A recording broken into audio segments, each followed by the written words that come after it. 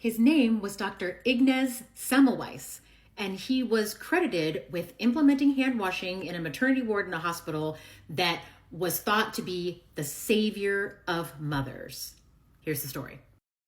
In 1847, Ignaz was working at a maternity hospital in Vienna.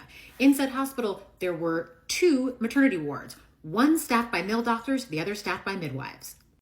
Now, at that time, the leading cause of maternal mortality post-birth was postpartum infection, also known as childbed fever, very common and very fatal in most cases. So old boy compared the maternal mortality rates in the ward staffed by doctors versus the ward staffed by midwives. And he noticed that the maternal mortality rate was 3 times higher in the ward staffed by doctors. And these are the so-called medical professionals. They've been to school, they're well-respected. Midwives, those are just women. What do they know, right? Here's what was happening. The doctors in their training and in their practices were going from various wards in the hospital, and one of the wards they were visiting was the morgue. They were performing autopsies in surgical theaters in the hospital, and then they would go straight from the morgue, straight from the autopsy, to the maternity ward and deliver a baby. Now, the midwives weren't doing that because they weren't allowed to work anywhere else in the hospital except in these very limited spaces in this one ward where they allowed midwives to work. So the male doctors were transferring bacteria from unalived bodies to new mothers.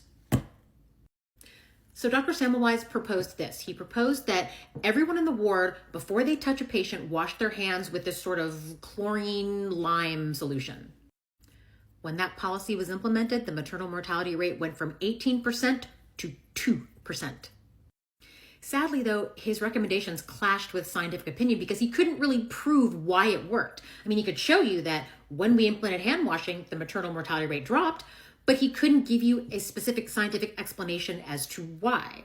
So his theory was discredited, and he eventually ended up having a nervous breakdown and being institutionalized in an asylum. By the way, he was committed to the asylum by his own colleagues.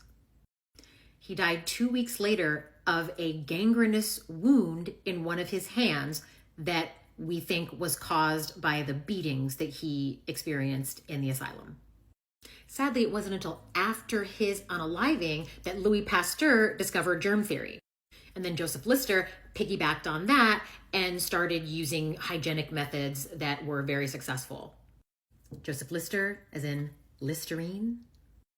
And that's the story, the sad but very important story of Dr. Ignaz Semmelweis.